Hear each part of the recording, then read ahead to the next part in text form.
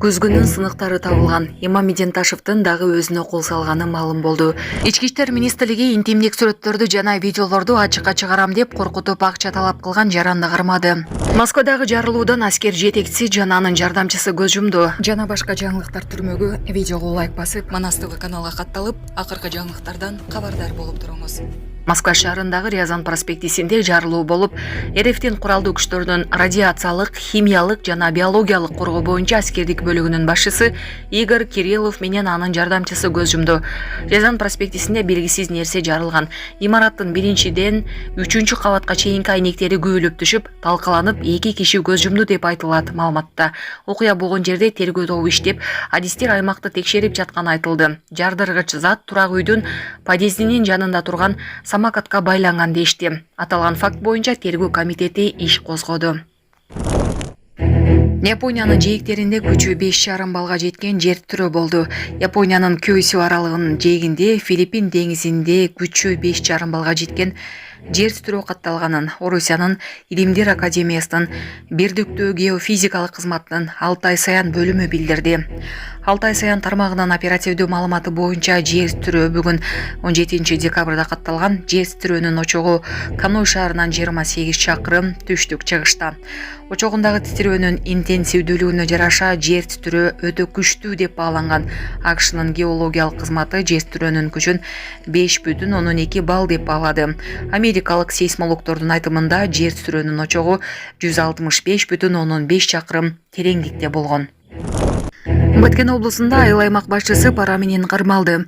Баткен облусунун Исхак Полоткан айыл аймагынын башчысы пара менен кармалды. УКМКнын маалыматы боюнча Кадамжай районунда турак жай куруу үчүн жер тилкелерин бөлүп берүүдө $100,000 өлчөмүндө пара талап кылуу фактысы аныкталган. 14 декабрда $6,600 алып жаткан учурда айыл өкмөт башчысы кармалган. Соттун чечими менен ал УКМКнын тергөө абагына камалды. Көзгүнүн сыныктары табылган. Имам Меденташевдин дагы өзүнө кол салганы маалым болду.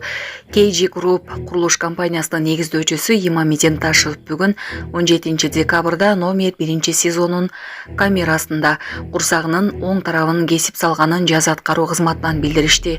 Сезонун кызматкерлери тинтүү учурунда дааратканадан көзгүнүн сыныктарын табышкан. Ташевдин камералашы окуя болгон учурда уктап жатканын, эч нерсе көрбөгөнүн айткан. СИЗО 1дин дарыгерлери Ташевка жардам көрсөтүп, андан соң тез жардам кызматын чакырып, ал улуттук хирургиялык борборго жеткирилген. Керектүү медициналык жардам көрсөтүлгөндөн кийин кайра СИЗО 1ге киргизилди. Учурда Ташевдин абалы канааттандырарлык деп бааланууда.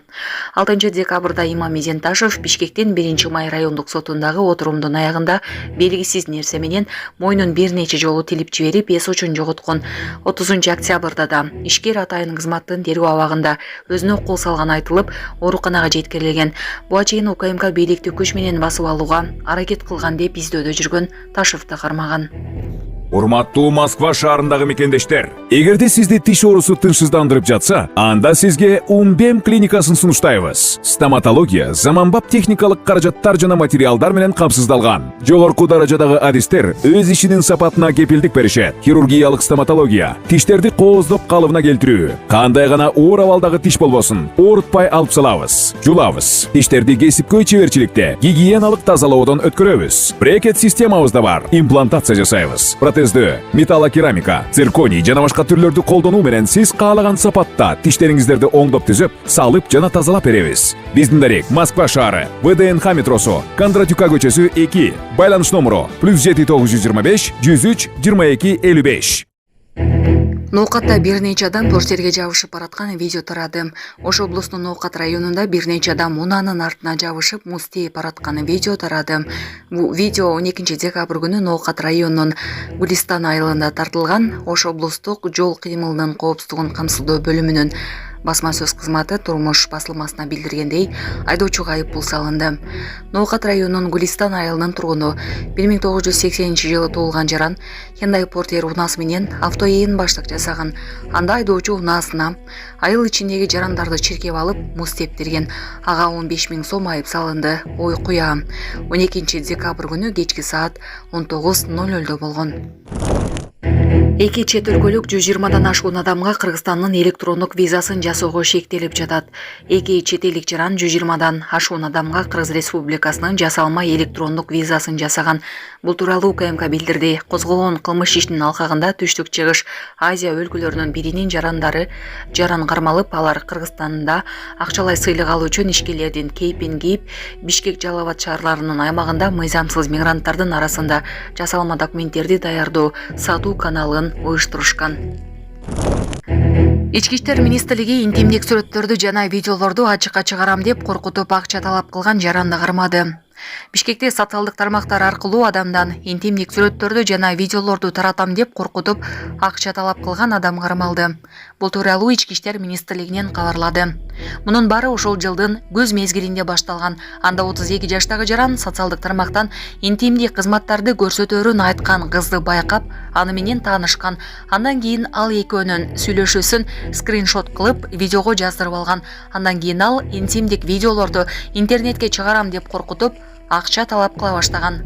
Мындан улам жабырлануучуга милиция кайрылып, ага карата чара көрүп берүүнү суранган. Топтолгон материалдардын негизинде опузалап талап кылуу боюнча кылмыш иши козголгон. Маалым болгондой, шектүү башка бирөөнүн мазмунун бөлөк контент толугу менен көчүрүп алып, өз баракчасына жайгаштырган. Сүрөттө башка кыздын сүрөтү болгон.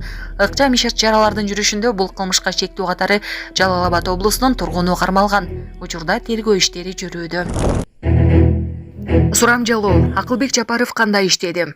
16 декабрда министрлер кабинетинин төрагасы Акылбек Жапаров башка кызматка кеткендигине байланыштуу ээлеген кызматынан бошотулду.